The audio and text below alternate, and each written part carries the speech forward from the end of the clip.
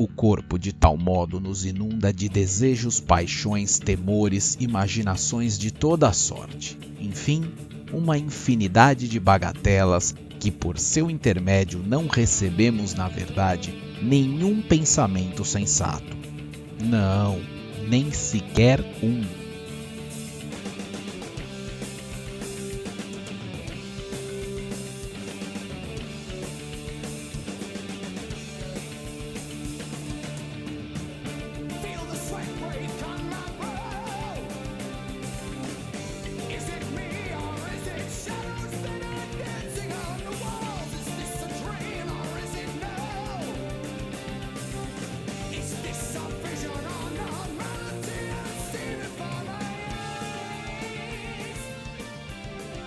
O diálogo Fédon é um diálogo de despedida. Sócrates aguarda a realização da execução da sentença numa caverna próxima à Ágora Ateniense, no qual ele é mantido prisioneiro, depois de ter sido condenado, assim como no Críton. Ele vai promover aqui uma discussão sobre um assunto relevante que, para o Platão, é de suma importância na sua filosofia, que é a natureza da alma, que em grego psique, conceito fundamental para entender a filosofia platônica.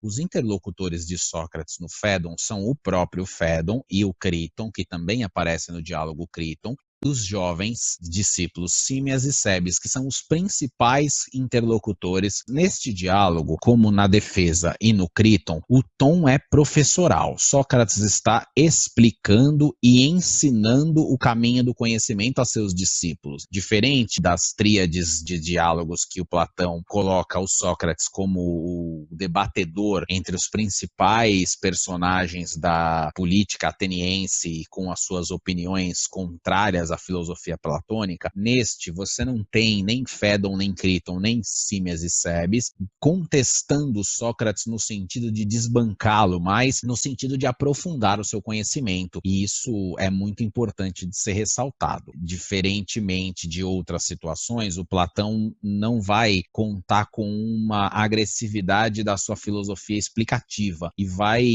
recorrer aqui a argumentos ontológicos muito mais importantes para a sua constituição, até certo ponto, metodológica de como ele pensa. No diálogo Fédon, nós vamos entender como é que o Platão vê a questão da mente e como a mente vai impactar depois, por exemplo, na construção da ideia do Eros e da alma que, organizada na República, vai fazer o cidadão justo. A primeira questão que aparece no Fédon é o que é que nos define como humanos, né? A alma nos define, o corpo nos define, a união das duas coisas nos define. O Sócrates vai contestar: ser humano tem um destino? Então, essas questões vão ser as primeiras das quais o Platão vai se apegar nesse sentido. A primeira questão aqui a ser debatida, o Platão vai promover uma reflexão ontológica sobre a alma, que é indispensável para a gente compreender como a civilização ocidental construiu, até do ponto de vista do seu cristianismo, e como ele edificou a sociedade moderna, de certa maneira, muito influenciada pelo Fédon do Platão, através dos neoplatônicos como os agostinianos e o próprio Santo Agostinho, e como isso impacta numa noção de transcendência da própria existência do ser humano para uma mudança de planos. Platão vai ser o primeiro filósofo e também um dos raros na história da humanidade a teorizar uma passagem racional e, portanto, lógica entre a matéria e o que tem depois da matéria. O Fédon vai propor uma discussão muito importante do ponto de vista da ontologia do ser, e que nos estranha, de certa maneira, na sociedade moderna atual, porque somos materialistas, somos apegados ao sensível, somos apegados a uma dinâmica processual da coisa prática, empírica, e que tem começo, meio e fim neste mundo, e o Fédon está propondo uma ideia que está fora desse mundo. É a primeira vez que o Platão vai ordenar tal mundo das ideias. Ainda que ele não esteja totalmente construído, vai dar indicativos muito importantes para a gente conceber o que é que ele pensa sobre isso. E da primeira questão que nós precisamos nos ater aqui é o que ele entende por alma, e o que ele entende por corpo, e o que ele entende sobre a união destas duas coisas. E aqui está a chave para compreender como Platão pensa a vida, compreender como Platão pensa corpo, mente. Estou falando de mente porque a questão da alma para o Platão é psique em grego, está ligada àquilo que vai dar raiz, por exemplo, à psicologia, que é o estudo da mente, da alma humana enquanto cérebro, mente. Platão está dentro dessa gama de pensadores que acreditam que reside na mente uma certa força energética. Não é muito explicável isso para ele. Não dá para dizer que não é a alma cristã, nem o ânima do espírito, mas também não dá para desalinhar do fato de ser mental, porque é racional, né? Diferente, por exemplo, do Aristóteles, que nós vamos ver lá que o coração tem um papel fundamental na filosofia aristotélica. Ainda que o logos seja importante, o Aristóteles não vai falar de uma alma transcendental, né? Na verdade, ele nem vai cogitar pensar essa passagem, ainda que ele vai discutir essa ideia de um mundo das ideias e das formas para além do tempo humano. Mas isso é importante de destacar do Platão, porque o que é a alma para o Platão? Uma parte da divindade. Ela não é uma coisa sensível, ela é uma coisa ideal, ela é uma forma, ela é uma ideia, ela é simples. Ela não é igual ao corpo. Então, ela não está sujeita, por exemplo, às degradações do mundo real. E aí, assim, a alma tem a sua função por excelência, e a função por excelência da alma para o Platão, como a gente pode imaginar, é raciocinar. É pensar. A alma é pensante, funciona para pensar, ela raciocina. Aí tem um problema muito complicado agora para entender o que é que aconteceu para esta alma que é pensante e que estava num mundo, num outro mundo, e veio para o mundo que é este aqui, para a Terra, para o mundo que o Platão vai chamar de mundo sensível. Acontece o seguinte, vamos tentar simplificar essa ideia do Platão. A alma está lá, numa legal, de boa, no mundo das ideias, e aí, de repente, dois corpos se recusam a usar métodos contraceptivos e depois de 9 meses, esta alma, bum, cai dentro de um corpo. E aí você tem o cárcere de ferro da alma. O corpo, para o Platão, é a prisão da alma. Então, quer dizer, a alma estava lá dedicada à filosofia, dedicada ao pensar, dedicada à construção do ser, dedicada ao mundo das ideias, a partilhar das formas, partilhar das ideias, e aí, de repente, por conta de duas pessoas que resolveram copular, esta alma foi condenada a partilhar de uma casca horrível, que vai atrasar a vida dela e que nada vai ajudar na constituição do ser dela, que é pensar, a viver. Aí então a alma que estava lá vem, esquece do mundo das ideias, porque a passagem da alma do mundo inteligível para o mundo sensível é a passagem a um esquecimento das formas. Então a alma esquece do que ela já sabia, passa a habitar um corpo, está dentro de uma casca que começa a sentir sede, sentir fome, sentir dor, sentir tesão e sentir uma porrada de coisa que vai impedir a finalidade da alma de se realizar, que é o livre momento de contemplação e pensamento. A união de corpo e alma no mundo sensível é um entrave para a alma, um problema. Quer dizer, a alma humana está presa agora a um fardo terrível que é sustentar um corpo que está ligado à concupiscência e os apetites de forma irraciva, porque ele vai querer dormir, ele vai querer comer, ele vai querer transar, ele vai querer subir em árvore, ele vai querer dirigir, ele vai querer escovar dente, ele vai querer assistir televisão, ele vai querer uma porrada de coisa que não é da excelência da alma. E é aqui que o Platão vai retomar isso aí em outros momentos, o que é a boa vida. Então, a boa vida do Platão é, nas palavras dele, a vida em que o corpo atrapalha menos. É a vida em que essa casca horrorosa, cheia de problema, que só dá dor de cabeça, que só se liga a prazer e dor, atrapalha o menos possível a busca da sabedoria e a união do homem em questão da ideia de homem, né, a alma do humana, com o divino, a religação dele com o divino. Veja que quando Santo Agostinho vai ler o Fédon do Platão, ele vai se apegar nessa questão de eu vou religare, religião vem de religar, eu vou religar a alma humana a partilhar da divindade. Divindade que o Platão, que pena, por ser um pagão, não sabia qual era. Santo Agostinho vai dizer, ele não sabia qual era, mas ele está falando disso. Então veja, a transcendência da alma, a metafísica da alma do Phaedon está muito presente na sociedade ocidental, porque há uma visão do Platão, uma visão negativa do corpo, uma visão negativa dos sentidos, dos sensíveis, porque assim,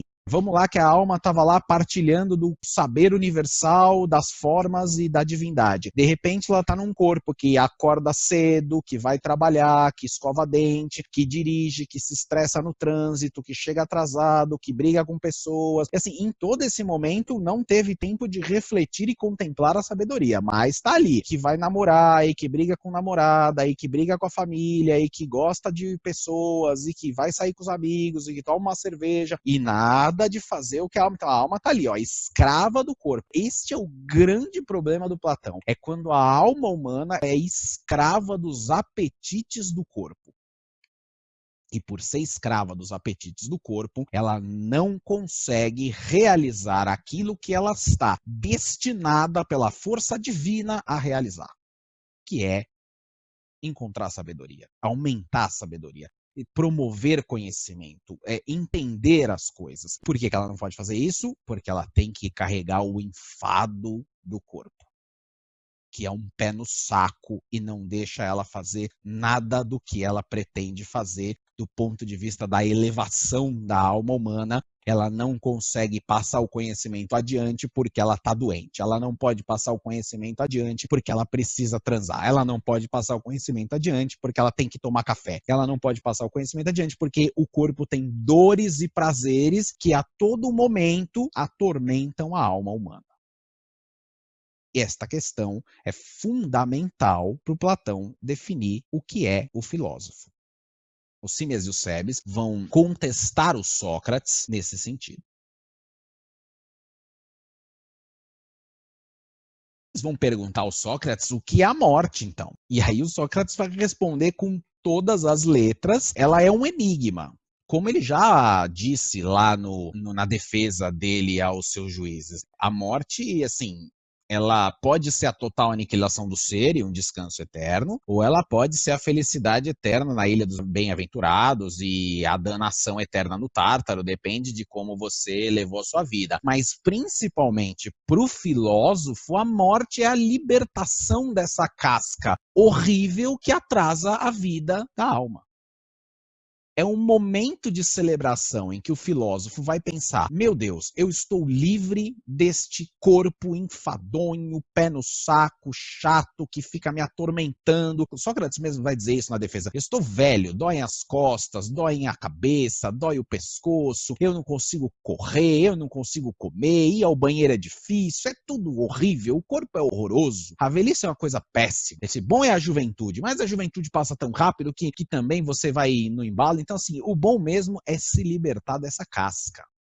Em alguma medida, o Cebes e o Símias vão perguntar ao Sócrates se isso não é o suicídio, se isso não é. E ele vai dizer que não é uma questão de você administrar isso daí, é uma questão de você aceitar a natureza das coisas. O corpo nasceu para se degenerar, ele vai se degenerar, ele é um obstáculo na questão da alma, ele se degenera por isso, mas neste meio tempo, a missão do filósofo, que é encontrar sabedoria, buscar conhecimento e transpassá-lo à medida que fazer os outros também buscá-lo, né, porque o Platão não acredita na passagem do conhecimento simplesmente, mas na necessidade de fazer os outros buscarem conhecimento. É importante que o filósofo não tema a morte, porque ele tem uma missão no mundo. E aí ele vai chegar numa definição complexa e, ao mesmo tempo, muito importante para a filosofia. É a morte, uma passagem da alma racional de volta ao mundo racional e inteligível, na qual ela vai carregar todo o conhecimento, que é a única coisa que não se perde. Por que essa é uma passagem séria?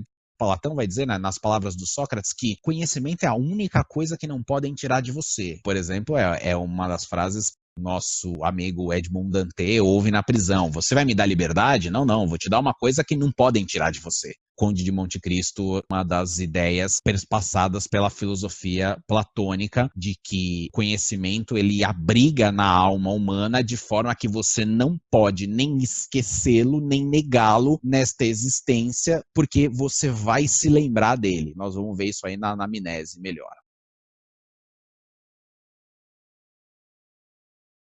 E aí o Sócrates vai dizer que a filosofia, na verdade, ela é uma meditação sobre a morte. Assim, qual é o fim da filosofia? O fim da filosofia é preparar o homem para a morte. Filosofia é uma preparação para a morte, né? O que ele vai chamar de melete tainatou, expressão em grego, né, de thanatos, a morte, e está relacionado a pensar, é um exercício, preparar-se para a morte, né? Então o filósofo, ele dedica a vida a se desprender das paixões e dos apegos ao mundo, quer dizer que ele nega o apego ao mundo, ele nega o que o corpo exige, ele nega ser escravo do corpo para se tornar, verdade, o senhor do corpo e, portanto, escravizar o corpo pela alma, que é a melhor das ideias e a melhor das coisas que o homem pode fazer é não se submeter à escravidão dos apetites do corpo, mas escravizar o corpo para o seu próprio fim, que é a virtude da alma, ou seja, a preparação virtuosa no mundo, ou agir virtuoso no mundo, né?